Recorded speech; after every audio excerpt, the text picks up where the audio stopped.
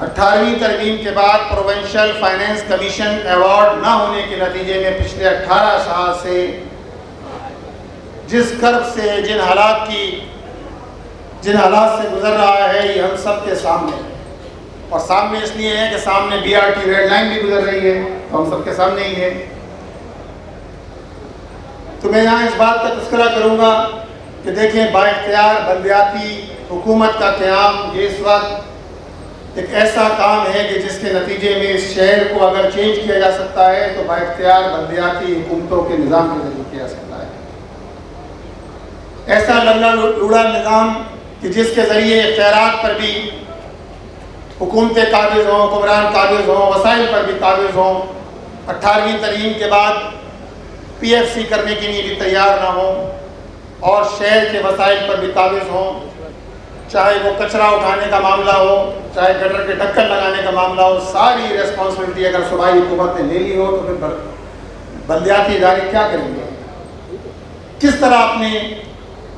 کام کو بخوبی انجام دے سکتے ہیں؟ اور یہی اس وقت منظرنامہ ہے پورے شہر کا۔ انفراسٹرکچر کا بحال ہے اور ٹرانسپورٹیشن کی جو صورتحال ہے پورے شہر کراچی میں ہم سب لوگ بخوبی آگاہ ہیں۔ BRTs کے نام پر جو شہر کراچی میں ایک نہ ختم ہونے والے کاموں کا کام جو ہے وہ چل رہے ہیں اور ختم ہونے کا نام نہیں لے رہے، وہ ہم سب کے سامنے ہے۔ پھر پانی کی صورتحال، شہر کراچی کا 50% سے زائد علاقہ پانی سے محروم ہے، اور اب تو شنید یہ ہے کہ 2029 تک قومی اسمبلی کی اسٹینڈنگ کمیٹی نے کہا ہے کہ 2029 تک K4 منصوبہ مکمل نہیں ہوگا۔ تو آپ بتائیے، نہ پانی میسر ہے، نہ بجلی میسر ہے، نہ انفراسٹرکچر ہے، نہ ہی ٹرانسپورٹ میسر ہے،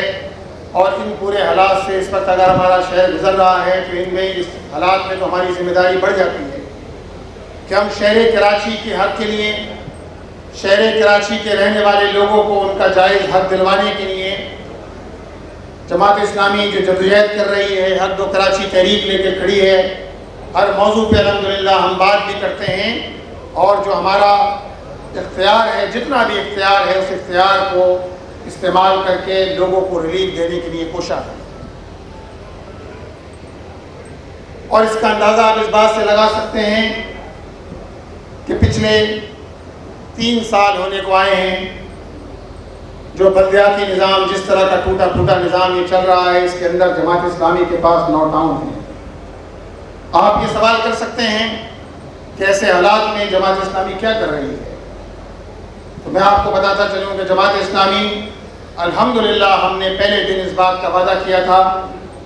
کہ جو وسائل ہیں ان وسائل کو پوری امانت کے ساتھ، دیانت کے ساتھ انشاءاللہ تعالیٰ ان وسائل کو عوام کی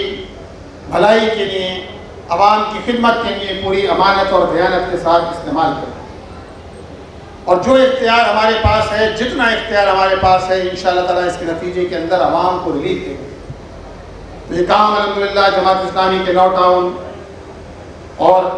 انشاءاللہ تعالیٰ مستقبل قریب میں ہم آپ کے سامنے اپنی پوری 3 سالہ کارکردگی بھی پیش کریں گے جو 30 جون کو 3 سال مکمل ہوں گے۔ لیکن میں بتاتا چلوں کہ اللہ کا بڑا کرم ہے کہ ان نامسائل حالات میں ہمارے ٹاؤنز نے ڈیولپمنٹ کا کام جس طرح کیا ہے، ابتدائی دنوں میں پارکوں کو بحال کرنا، کھیلوں کے میدانوں کو بحال کرنا، تعلیم جو نیگلیکٹڈ، یعنی ایسے شعبہ ہے کہ جس کو نظر انداز کر دیا گیا ہے، الحمدللہ ہم نے اپنی پرائرٹی رکھی کہ ہم تعلیمی ادارے جو ٹاؤن کے زیر انتظام آتے ہیں، ان تعلیمی اداروں کو آباد کریں گے۔ ہم اس بات کے لیے کوشاں ہوں گے کہ یہاں ان تعلیمی اداروں کے اندر رجسٹریشن کے اندر اضافہ ہو، ان کی صورتحال ایسی بنائی جائے کہ جہاں بنیادی فیسلٹی بھی موجود ہو، جہاں اساتذہ بھی آتے ہوں، اور جہاں پانی، واش روم اور دیگر سہولیات بھی میسر ہوں، اور یہاں کے رجسٹریشن کے اندر اضافہ ہو سکے، یہاں معیاری تعلیم مل سکے۔ الحمدللہ اس کے اندر پیش رفت ہے، کھیلوں کے میدان آباد ہو رہے ہیں، اسی طرح پارکوں کو آباد کیا جا رہا ہے، اور کم و بیش پچھلے 2.5 سال میں ہم نے 270 سے زائد پارک الحمدللہ جماعت اسلامی کے 9 ٹاؤنز کے اندر بحال ہوئے ہیں، اور نہ صرف پارک بحال ہوئے ہیں، ہم نے یہاں اوپن ایئر جم کا کانسیپٹ دیا ہے کہ ان پارکوں کے اندر لوگوں کی کوئی ہیلدی ایکٹیویٹیز کے لیے اوپن ایئر جم ہونا چاہیے. اسی طرح پلانٹیشن کمپین، ہم پچھلے 2 سال سے پلانٹیشن کمپین کی ڈرائیو بھی کر رہے ہیں اور اس سال بھی انشاءاللہ تعالیٰ اس ڈرائیو کو کریں گے.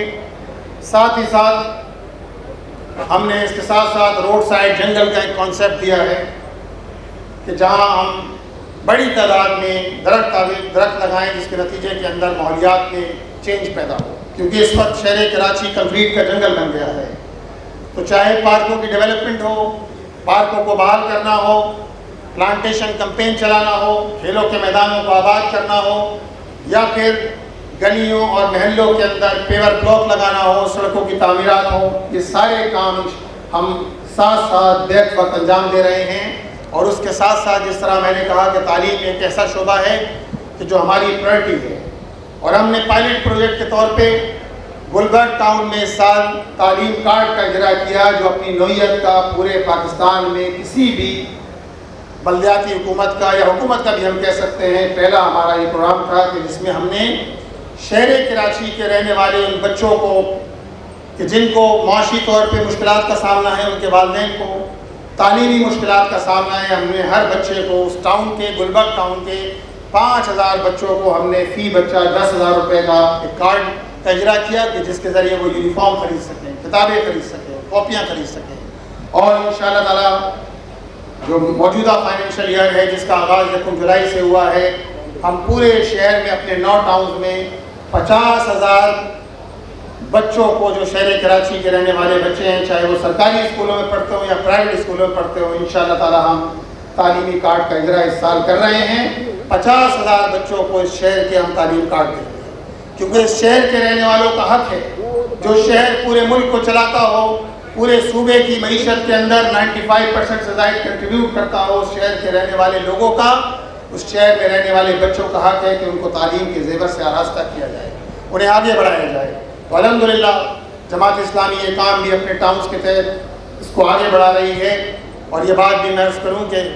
ہم نے اس کام کے ساتھ ساتھ بنو قابل کا ایک پروجیکٹ ہمارا جو پچھلے 3 سال سے چل رہا ہے، IT کا پروجیکٹ ہے. ابتدائی طور پہ اس میں کم کورسز تھے، لیکن آج ہم 28 سے زائد کورسز کرا رہے ہیں بنو قابل کے. شہر میں 55 سے زائد مقامات پر